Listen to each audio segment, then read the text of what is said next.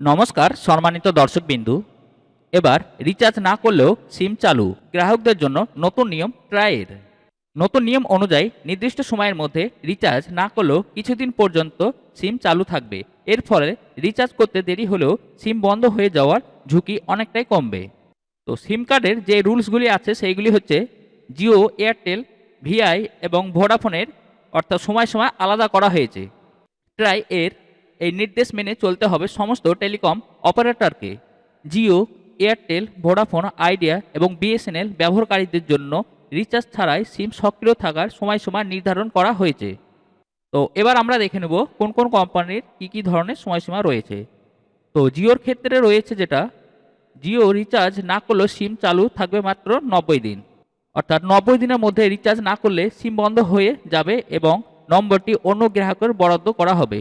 অর্থাৎ 90 দিনের মধ্যে যদি আপনি কোনো রিচার্জ না করেন তাহলে সিমটি বন্ধ হয়ে যাবে এবং সেই সিমটি জিও কোম্পানি অন্য কাউকে সেল করে দিতে পারবে।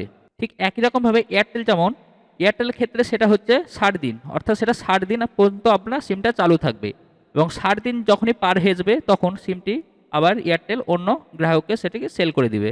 এরপর আসছে ভিআই। তো ভিআই ব্যবহারকারীর জন্য ঠিক এখানে 90 দিন পর্যন্ত চালু থাকবে সিমটি এবং 90 দিনের মধ্যে সিমটি রিচার্জ না করলেও সিমটি বন্ধ হয়ে যাওয়ার চান্স থেকে যাচ্ছে।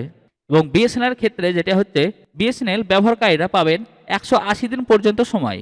অর্থাৎ 180 দিনের মধ্যে রিচার্জ না করলে সিম কার্ড বন্ধ হয়ে যাবে এবং নম্বরটি অন্য গ্রাহকের কাছে দিয়ে দেওয়া হবে, অর্থাৎ সেটিকে সেল করে দেওয়া হবে।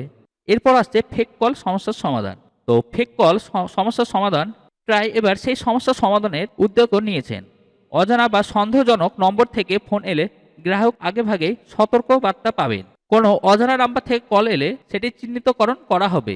ফোন রিসিভ করার আগে সতর্ক সংকেত পাঠানো যাবে, যা গ্রাহকদের প্রতারণামূলক কল এড়াতে সাহায্য করবে।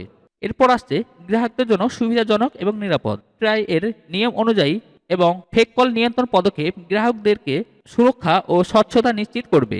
রিচার্জ না করেও নির্দিষ্ট সময় পর্যন্ত সিম চালু থাকার এই সুবিধা ব্যবহারকারীদের জন্য একটি গুরুত্বপূর্ণ ভূমিকা পালন করবে। তো আপনারা দেখে নিলেন এখানে কোন কোন কোম্পানির কি ধরনের নিয়ম কানুন আছে। তো আপনারা সেই সব নিয়ম কানুনগুলো চললে আপনার সিমটি আর বন্ধ হওয়ার কোনো চান্স থাকবে না। তো আজকের এই ভিডিওটিতে ছোট্ট এইটুকু ইনফরমেশন দেওয়া ছিল। ভিডিওটি দেখে যদি একটু ভালো লাগে ভিডিওতে লাইক করবেন ও চ্যানেলটি অতি অবশ্যই সাবস্ক্রাইব করবেন। আজ তাহলে এই পর্যন্ত, আবার দেখা হবে নতুন কোনো টপিক নিয়ে পরের ভিডিওটিতে। ততক্ষণেই আপনারা সকলে সুস্থ থাকবেন ও ভালো থাকবেন। ভিডিওটি প্রথম থেকে লাস্ট পর্যন্ত দেখার জন্য অসংখ্য অসংখ্য ধন্যবাদ।